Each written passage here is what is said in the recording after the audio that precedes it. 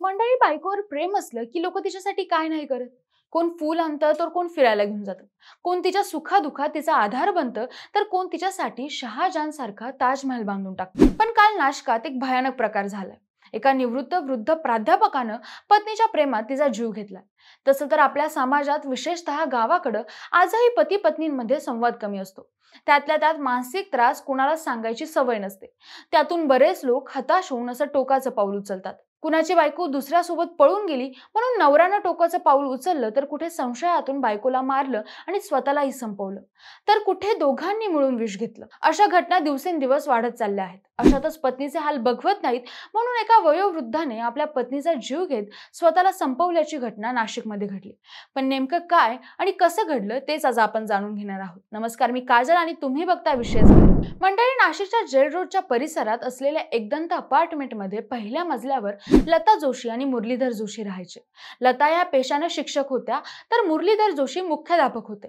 मुरलीधर जोशी हे पत्नी लता यांच्यासह उंबरखेड येथील एका शाळेत नोकरीस होते. 2016 मध्ये दोघांचीही सेवानिवृत्ती झाली होती आणि 2017 पासून ते नाशिकला राहण्यास आले होते. या दोघांनाही 2 मुले होती. त्यांचा पहिला मुलगा प्राचार्य असून तो पनवेलमध्ये राहतो, तर दुसरा मुलगा मुंबईला असून त्याचा लघु उद्योग आहे. म्हणजे सगळंच अगदी सुरळीत सुरू होतं, सगळंच अगदी सुखासुखी. पण त्यांच्या या सुखी कुटुंबाला 2017 साली नजर लागली. 2017 साली लता जोशींना मेंदू विकारांचा त्रास सुरू झाला. त्यांच्यावर सतत उपचार सुरू होते. या आजारामुळे त्या 1.5 महिना कोमात होत्या आणि त्यातून बाहेर आल्यानंतरही त्यांना अन्य व्याधीने ग्रासलं होतं. गेल्या 8 वर्षांपासून त्या या आजाराशी लढत होत्या. आजारपणामुळे त्या सतत अंथरुणाला खिळून असायच्या. मुरलीधर जोशी यांनी त्यांच्या सेवेसह घरातील सर्व प्रकारची कामे करण्यासाठी एका संस्थेमार्फत सीमा राठोड नावाच्या विवाहितेला केअरटेकर म्हणून कामावर ठेवलं होतं. ती 24 तास जोशी दाम्पत्यासोबत त्यांच्याच घरात राहत होती. लता यांच्या सततच्या आजारपणामुळे मुरलीधर नैराश्यात गेले होते आणि त्यांनी ठरवून टाकलं होतं की या आजारपणापासून आपल्या पत्नीची आणि आपली कायमची सुटका करायची. तारीख 9 एप्रिल दुपारचे 2:30 वाजलेले असतील. मुरलीधर यांनी सीमाला बोलावून घेतलं आणि तिच्या हातावर 1000 रुपये देत ते घरातल्या काही वस्तू आणायला सांगितल्या. सोबत स्वतःची सगळी कामे करून संध्याकाळीच घरी यायला लावलं. सीमा कामानिमित्त घराबाहेर पडल्यावर मुरलीधर आपल्या पत्नीच्या खोलीत गेले आणि तिथे त्यांनी लता यांचा गळा दाबून खून केला आणि नंतर स्वतःला देखील संपवून घेतलं. दरम्यान 7 वाजेच्या सुमारास सीमा राठोड पुन्हा घरी आल्या व त्यांनी त्यांच्याजवळ किल्लीने दरवाजा उघडला असता समोरचं दृश्य बघून त्यांची दातखिळ बसली. नंतर त्यांनी आरडाओरडा करत शेजाऱ्यांचं घर गाठलं. जोशी दाम्पत्याच्या घरात घडलेला प्रकार बघून तत्काळ पोलिसांना बोलावण्यात आलं. चौकशी दरम्यान पोलिसांना त्यांच्या घरात एक चिठ्ठी सापडली. टोकाचं पाऊल उचलण्याआधी मुरलीधर यांनी चिठ्ठी लिहून ठेवली होती. त्यात त्यांनी तसं करण्याचं कारण दिलं होतं. त्यात त्यांनी लिहिलं होतं की माझी पत्नी लतावर खूप प्रेम आहे. ती अंथरुणाला खिळून आजाराला वैतागली आहे. तिच्या या आजाराच्या त्रासातून मी तिला मुक्त करत आहे आणि तिच्यासोबत मी देखील मुक्त होत आहे. काम करणाऱ्या सीमा हिने पत्नी लता हिची खूप सेवा केली. तिच्यासाठी 50,000 रुपये बाजूला काढून ठेवले असून ते तिला देण्यात यावे. आमच्या दोघांच्या अंत्यसंस्काराचे पैसे देखील ठेवले असून अंत्यसंस्कारासाठी कोणीही खर्च करू नये.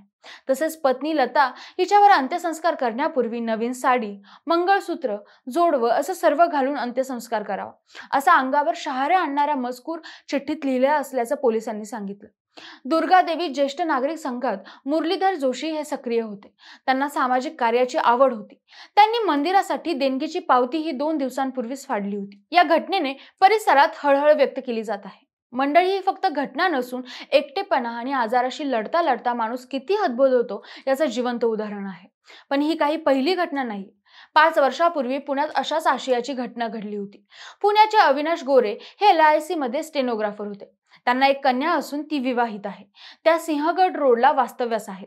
त्यामुळे कर्वेनगरमध्ये ते दोघेच पती पत्नी राहत होते. पोलिसांनी दिलेल्या माहितीनुसार अविनाश व त्यांची पत्नी हे दोघे गेल्या काही दिवसांपासून आजारी होते. त्यातल्या त्यात पत्नी वैशाली गोरे यांना वयोमानानुसार अनेक व्याधी होत्या. त्यांच्या आजारपणाला कंटाळून अविनाश गोरे यांनी आपल्या पत्नीचा गळा दाबून खून केला.